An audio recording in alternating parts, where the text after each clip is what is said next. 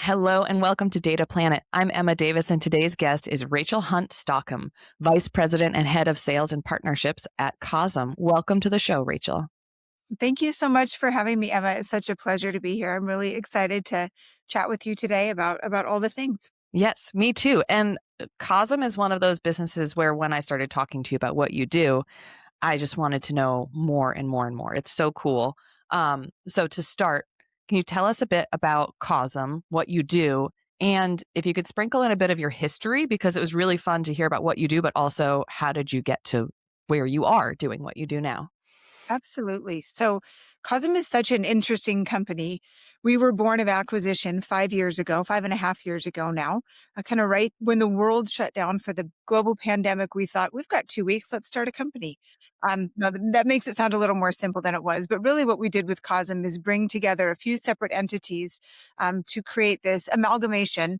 And with that amalgamation of abilities and capabilities, we've taken experience and entertainment and education to a whole new height. So Cosm was born by acquiring Evans and Sutherland, a birthplace of computer graphics, birthplace of the pixel, Spitz, which was Evans and Sutherland's wholly owned subsidiary. We build large immersive domes, bend the metal in Chadsford, Pennsylvania. So really the physical construction of the spaces.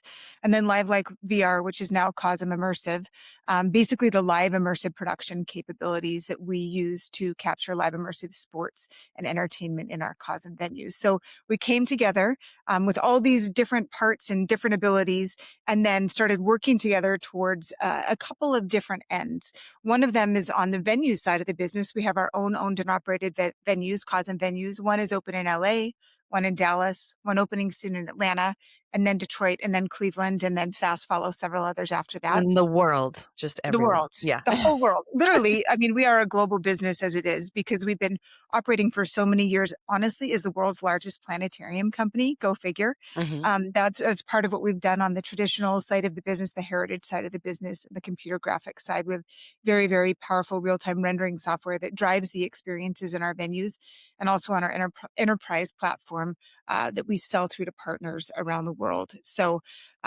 we are here to literally change the way the world experiences content and democratize access to the most exciting and most wonder-filled experiences on the planet.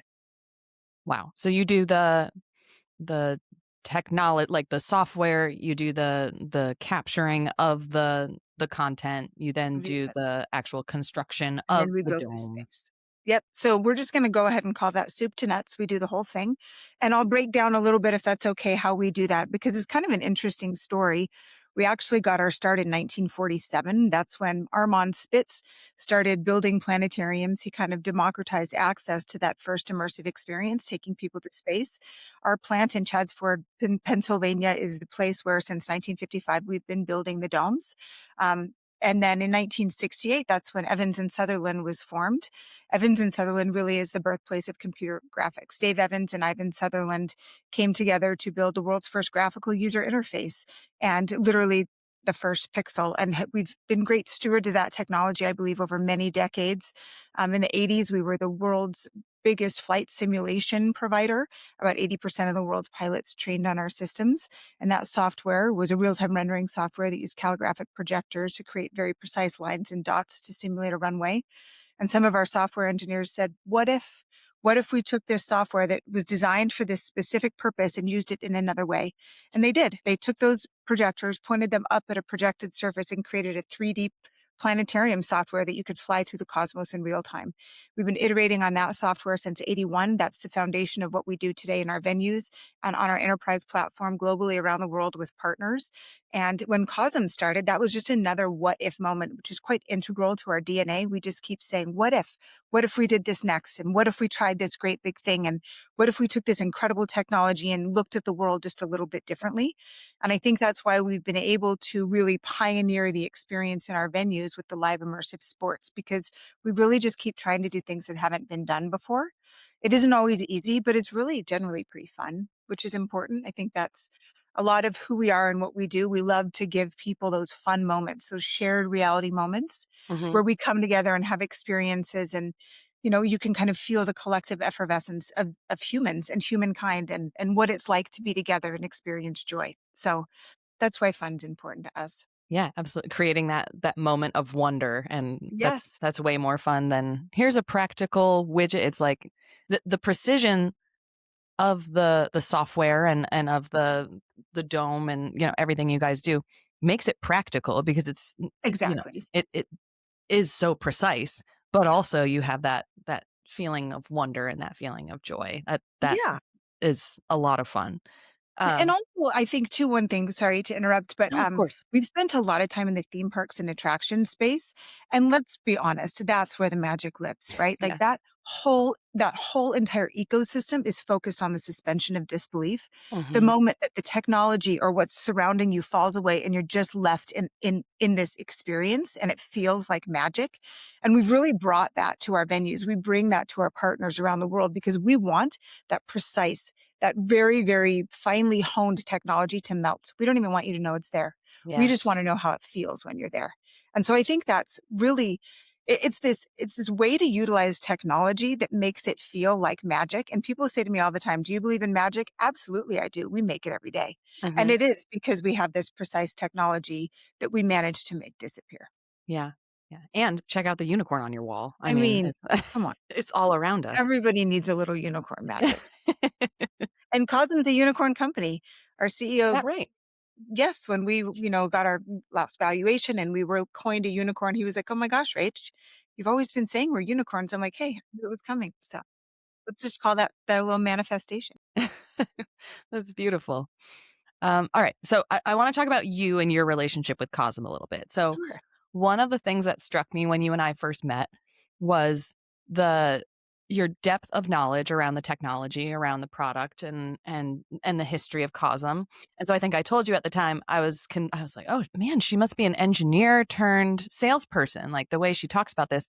But you're really just an enthusiastic and curious person. You like to understand what's going on, and I'm really curious about the relationship between you, your personality, and the way that Cosm serves such different audiences. So you talked about, the theme parks and entertainment, planetariums, and like natural history museums and history museums, higher education. My guess is that all of them have different languages they're speaking, Yes. different needs, and so your uh, interest in people and their needs and understanding even the technological details of what's going on, I'd imagine really comes in handy with that. So can you talk a little bit about like what do each of those verticals want, like how do those conversations sound different with them, and how do you approach those conversations differently with folks in those different verticals? Great. Okay, so I'm going to draw a little bit of a parallel here between myself and Cosm. We'll see if Okay. this works. Okay. So I've had quite a crazy career. I've done all sorts of things. I've worked in pharmaceutical sales. I've worked in medical device sales. I've worked for a very, very vertically integrated electrical contractor, filling their pipeline and helping them, kind of look towards the next generation of big projects that make sense for a very successful union shop. I spent 10 years at home raising kids, and during that time, raising a lot of money for a lot of very important nonprofits that do incredible work. And I, this one person, have used this same skill set in every single part of that story. And you think, oh, none of this makes sense. And then you think, actually, it makes perfect sense because what I do is I connect the dots. I see a need, I fill a need, I bring something to a need, and then I create a synergy and an alchemy. And then you have an outcome that is exciting for everyone involved. And really at Cosm, we do exactly that same thing. We have this toolkit. We have this set of capabilities, kind of like my ability to connect and talk with people. Ours is a connective technology that allows experiences to happen because we're bringing this technology and we're bringing the content and we're bringing the people together in a space. And then the alchemy happens and you have this amazing moment. And so the great thing is that these systems that we build and that we deploy in our venues and to our enterprise partners around the world, it's this blank digital canvas for experience. And the content that you put on the dome or on the display itself is what creates the moment and the magic. And so we take this core capability, this blank digital canvas, to science and education, to theme parks and attractions, to sports and entertainment to our venues, and we provide the vessel for the experience, and then we bring the content, or our partner can bring the content. In the case of theme parks and attractions, the most beautiful, incredible IP in the world, and then the experience happens. So really, we are doing the same thing in every market. We're just creating the vessel for the opportunity. That's what the same thing I did in my career. I just connected the dots and made the space for the opportunity to happen. So I think that's why Cosm's really been a natural fit for me. I'm incredibly passionate about the human experience. I've done over 500, call it, demos in our facility here in Salt Lake City, our experience center. And I have watched grown humans experience wonder like a child over and over and over. And let me tell you, Emma, that never gets old. Yeah. It really doesn't. And so when that's what I get to do every day, of course I'm passionate. And I'm also a huge nerd. I'm never the smartest person in the room here. I'm surrounded by absolute geniuses, people that are just masters of their craft, also incredibly generous with their knowledge. And so they've taught me. I learn something new every day. And we work together in a very, very copacetic way. We really collaborate. We stretch and reach across time zones and geographies and areas of interest and specialty. And we all have to work together. We just did this recently at my sales summit. We brought together 11 teams across our org, and that's how many different groups it takes to deliver a project. And so collaboration is core to who we are. And again, that works for me as a human, because I never think there should be a winner. I think we should all achieve our best and win together. Yeah. Yeah. Cosm, that's how we operate. So I hope that answers your question with kind of an Yeah. interesting parallel between the two. Yeah, it does. And it makes me curious about something about you personally. So you come across as incredibly enthusiastic and authentic and present. You also talked about the sort of skills that you developed and that worked for you over those Mhm. different chapters of your life.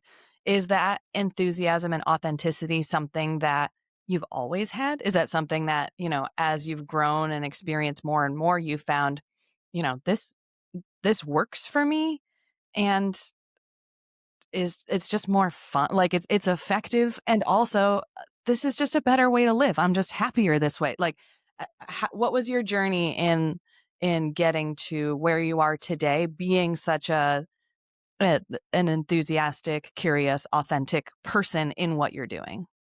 It's a great question. So I have a philosophy, and I'm in my 50s, so I've had a minute to think about this and a few life experiences along the way. And there's a way that I kind of choose my path, and I don't try to look too far out in front. I try to find the next stone that lights up, the one right in front of me, and then I step on it. And then I sit there and then I find the next stone that lights up. And part of the way that I identify that stone is what makes me joyful, what makes me excited, what makes me more curious. And I love to learn. I'm a lifelong learner. I'm always excited to move into a space with people who know more than me about something I know nothing about. And a lot of people think, I do this, I work in this field, this is my career. I think, what's next? And what else can I learn about? There's so much to know and so many people to know. And so my enthusiasm for life, my joie de vivre, if you will, is just that's kind of who I am. Hmm. I think maybe sometimes it drives people nuts, but it really is authentic. That's just, I wake up that way. I'm like, oh, let's see what happens today. But with Cosm, it's provided this incredible space. I've had the support of the leadership of our CEO, of my boss, who's the COO, and of the board in general to kind of explore and push and drive and see what can we do and what if we tried this market. And that to me is incredibly energizing. I've had the opportunity to build a couple of teams here. And in my opinion, I've hired the most incredible people in our company. I've added to the diversity. I've added to the personality. And I've added to our capabilities in incredible ways. And so the support from a company to do that has been outstanding. I adore the people I work with. I think you really have to surround yourself with friends because we spend more than a third of our lives together. Cosm, we work hard and we work a lot. So maybe I spend half my life here. Hmm. And it's okay because I'm among friends and family, my chosen family and my dearest friends. And I truly, truly love the people here. And I'm not alone in that. I mean, we have a very, very tight bond. So that makes it pretty easy to be enthusiastic. And also what we're doing is So very cool. cool. It's very Very cool. It's so cool. It's the Yeah. coolest thing I've ever done. I often say, I finally figured out what I want to do when I grow up. Just took That's So awesome. Um, okay, well, that ties in a little bit to my last question for you, which is really, I don't know if it's advice for listeners or for me or what it is, but um, speaking about mentality, you work in sales and partnerships that have really long sales cycles. yes, so long. You never know what's going to close. It's probably hard to understand what's worth spending time on and money on and all that. Like, what is the mentality that keeps you productive and enjoying your work and enjoying sort of continuing to build those relationships, even when like success, the ultimate goal of your role might be a long way off or might never arrive through some of those relationships. So what is your mentality to thrive with that challenge? That's a great question. And I've kind of, if I think about it, think back over my career. And by the way, I consider raising my children part of my career. I have chosen fields where the reward is in delayed gratification every single time. I've Mm. never been that kind of quick fix sales cycle type person. And I really don't even consider myself a seller, if that's crazy, even though I've had a career in sales. I'm just a problem solver and a people connector. And so when I look at these sales cycles that are anywhere from two years to 10 years sometimes with some of the, science museums that have these long development cycles, you can in your head see how it would be discouraging and, oh my gosh, are we ever going to get there? And, sales is sales. So you have goals and quotas to meet and it's a stressful environment. I have a couple of rules of thumb that I follow. When I look at, a goal, I don't look at just that goal. I try to go 50,000 feet and look at the big picture. And what that means is that a pipeline is going to have to be 5 times bigger than the goal is so that you never have to have that moment where you're like, oh my gosh, every single deal has to close to get there. So I look at how broad and deep the connectivity is and then in that process, just inherently, you're meeting so many people. You're connecting so many dots. And to me, there's an energy there. And it's literally, we are energy. We are energy. And so when those frequencies and those wavelengths and the connectivity of people, it feeds my soul. It starts my engine and it puts gas in my tank. And so personally, it's just about the fact that I'm working with people. We're solving problems. We're creating opportunities for powerful experience. It takes a long time. Good things come to those who wait.